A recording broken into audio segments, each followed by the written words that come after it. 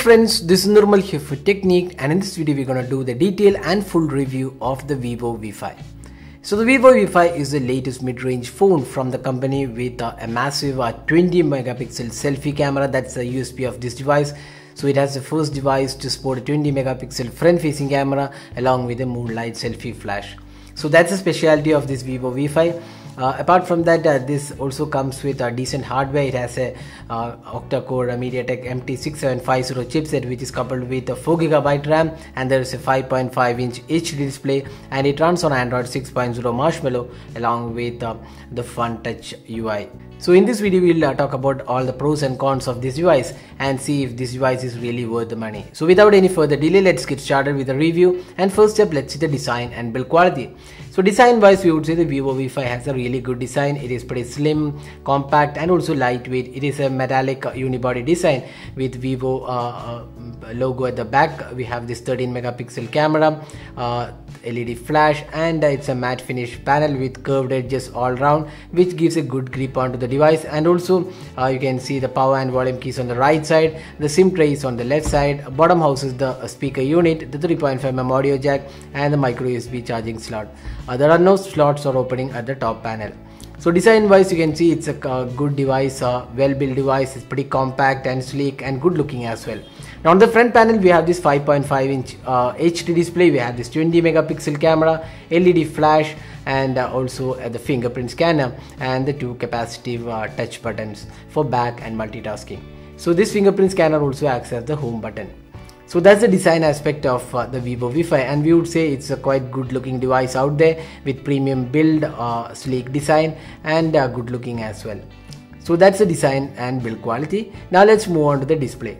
So this phone comes with an HD display. That's a 720p display. Now considering the price point, that's almost 18K, we would have expected any phone to come with a full HD panel. That's a 1080p panel, but then now we have Vivo V5 with an HD display.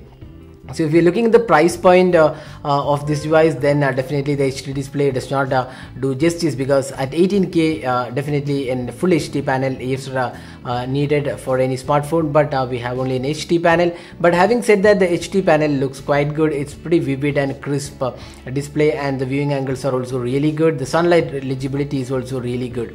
So if you are not considering the price aspect, the display looks quite good. But then if you look if you take the price into consideration, that's where the display lacks the punch, because it's an HD panel, and most of the smartphones in this price point have full HD displays.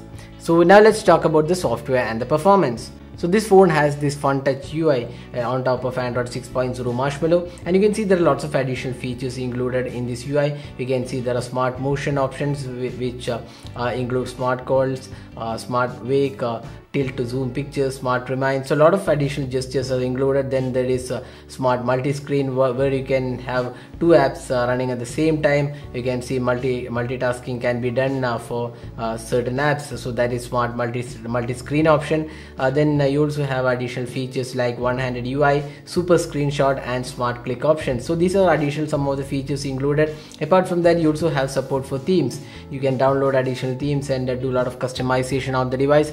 So if you're a person who loves adding more themes and icon packs to the device, you can do that with the iTheme Manager. Then there is also iManager, which allows you to customize the device. You have phone cleaner, data monitor, app manager, power manager, block calls, and privacy manager. So these are some of the options available, and it has this custom UI with multiple home screens devoid of an app drawer, and comes with a good amount of features as well. But it's not really as polished UI as the Xiaomi's MIUI, and does give a good feel, but not really as polished as the MIUI. And you can see the notification panel does not have any quick toggles. Instead, you have to just swipe from the bottom, similar to what we have seen on the Gionee and the Coolpad devices. Here we have a lot of additional options and tools included, which you can customize again. So the software is definitely a customizable one, and it has this latest version of Android 6.0 Marshmallow, but it does not have the fluidity of the MIUI, or say for example Honor's EMUI.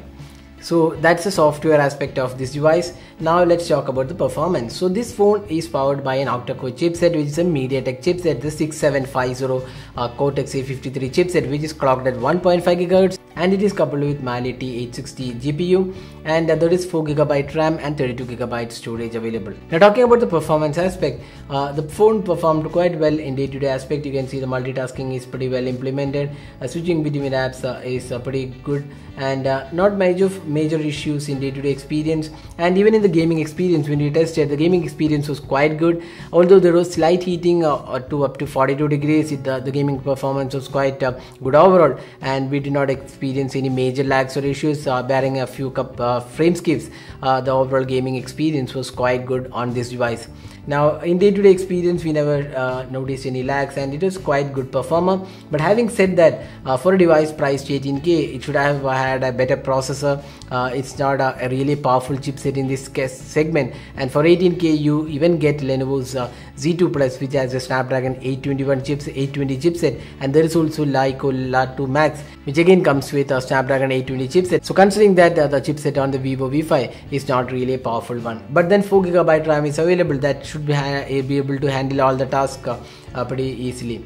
Now talking about the other aspect, this phone comes with dual SIM cards and micro SD card expansion slot. There is 4G LTE support, and there is also voltage support.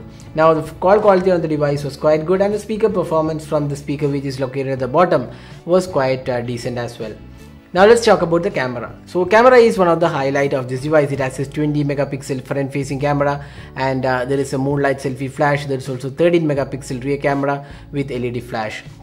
So we already done a detailed review of the camera on this device, so you can also check out that review. We have the link available in the description of this video. So we'll in brief we'll say the camera on this device is quite a decent camera overall. The rear camera, the 13 megapixel camera, performs quite well, but the sharpness levels are not really impressive. The color quality, although, was pretty good overall, and detailing was not very impressive for a phone which is priced 18K. Again, the low light photos did have a lot of noise, and not expected from a phone in this segment.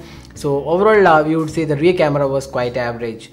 Now talking about the front facing camera, the 20 megapixel camera is pretty well equipped. The hardware is really good, but what doesn't go well with the front facing camera is the processing. The camera app does not have a great ability in processing photos, and you could see that the selfie experience is quite good, but the dynamic range in the selfie experience is pretty poor, and many occasions you can see the photos get overexposed. That's not really a great help when you have a 20 megapixel camera.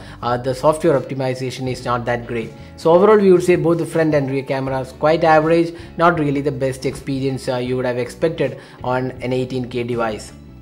Now let's talk about the other aspects like the fingerprint scanner. So the fingerprint scanner is located on the front panel, and it unlocks the device really fast. It's really responsive, and it unlocks in a really good time, and it's pretty quick as well. So no major issues in the fingerprint scanner, and it's really responsive fingerprint scanner out there.